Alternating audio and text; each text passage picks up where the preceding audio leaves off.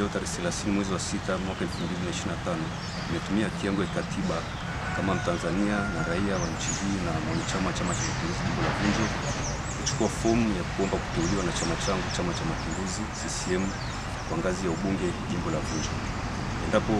Endapo wanachama na mkutano mkuu wa chama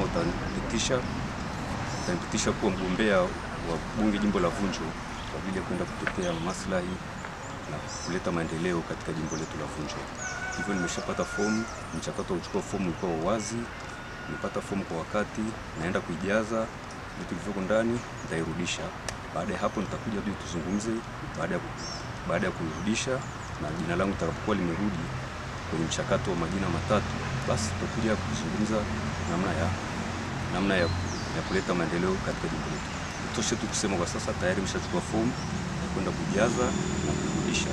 Mambo mengine tutaje kuzungumza baada ya mchakato. Ni imani yangu kwa wajumbe watakao kwenda kutia fomu hizi na kufanya mchujo watatenda haki. Na imani sana na chama chetu